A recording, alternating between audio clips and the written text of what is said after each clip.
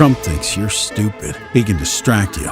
Trump's old friend Ghislaine Maxwell got 20 years for child sex trafficking. I just wish her well, frankly. Uh-oh, Donald. It happened. The man who made you is now the man who betrayed you. Elon hurt your polls, your ratings. You threw him out. He thinks you're stupid and he can fool you. He doesn't care about your health insurance. All he wanted was your vote. Donald Trump. It's just not working. January 6th insurrectionists got pardons. LA protesters get bars. That's Donald Trump's America. Is it yours? What happens when you take Trump's most infamous mugshot and treat it like a Vogue cover?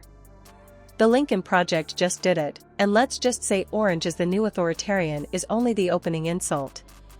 These ads are sharper than late-night comedy and twice as brutal. But the real question is, why did they hit Trump where it hurts most? Stick around, because once you see the fashion-meets-fascist style they cooked up, you'll understand exactly why he's raging online right now. Before we move on, I'd like to ask you a small favor. If you appreciate this content, please take a second to like this video and subscribe to the channel. Over 98% of you watch the videos without subscribing. It costs you nothing, but it makes a huge difference to us. So, did you click the subscribe button? Great! Thank you so much.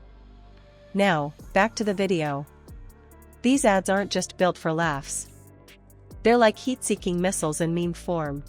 He said it over and over for years. Can you guarantee that Medicare, Medicaid, Social Security will not be touched? Yeah, I mean, I have said it so many times, you shouldn't be asking me that question. Just a few years ago, an attack instigated by Donald Trump, an assault organized by his enablers and supported by White House staff. Hey MAGA, he played you for a sucker.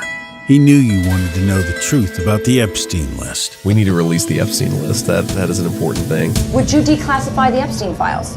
Yeah, I'll let. Same trade every time. It's the taco trade, because Trump always chickens out. He talks a big game on tariffs, then backs down, over and over. They hit the feed, land in your brain, and before you've even had your morning coffee you're chuckling at an image that makes Trump look ridiculous. And here's the thing, ridicule works faster than some 15-minute policy lecture. But how does the Lincoln Project take something silly and turn it into political TNT? They've switched up the whole game. A few years ago, their ads were your typical anti-Trump attack spots, grainy footage, serious voices, ominous music, the kind of thing you see right before an election. Now they're firing off these bite-sized comedy bombs at almost the speed of Twitter gossip. Instead of slow, heavy "here's why this guy's dangerous" messaging, they're going for quick humiliation. It's faster, meaner, and way more shareable. Because in this era, someone laughing at you online can spread quicker than any campaign rally. But there's a gamble here. Humor can fail, badly. A joke that doesn't land makes you look desperate or out of touch. It can even backfire and give your target a sympathy boost. In politics, that's risky. This isn't late-night TV where a bad punchline just gets groans. In a tight race, bombing with humor can mean losing control of the conversation. I don't know about Epstein so much. If you don't want to affect people's lives if it's phony stuff in there, because there's a lot of phony stuff with that whole world. He played you for a sucker. MAGA, you gonna just shut up and fall in line like all the rest? Really? President Trump and Elon Musk erupted into a nasty public feud today. Stabbing you in the back, and you're so quiet about it. 20 years for child sex trafficking, but there's no record of who she trafficked the children to? Really? It's amazing. Some people still think Donald Trump knows how to negotiate, that he's a deal maker. But really? He's a chicken.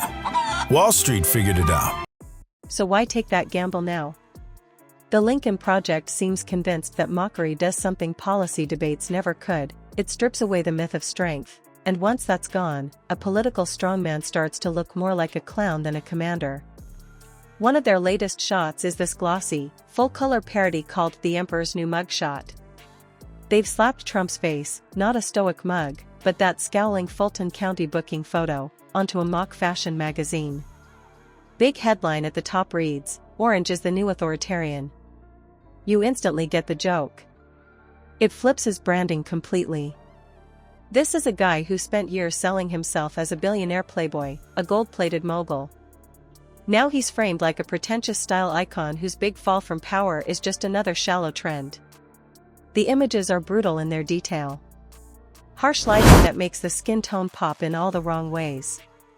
Side text like it's teasing the hot new season's look. The classic magazine cover format, but instead of Armani or Versace, it's giving you mugshot couture.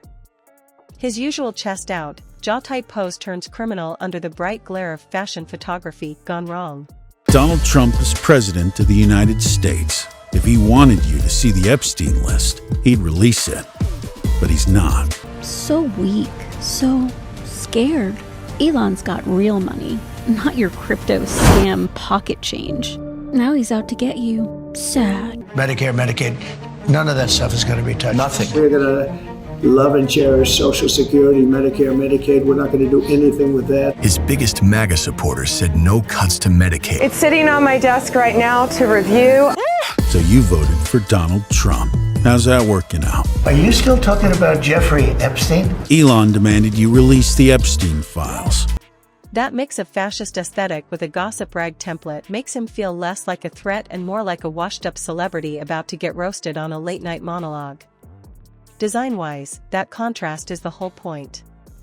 For years, Trump cultivated intimidation, dark suits, towering stages, heavy flags behind him.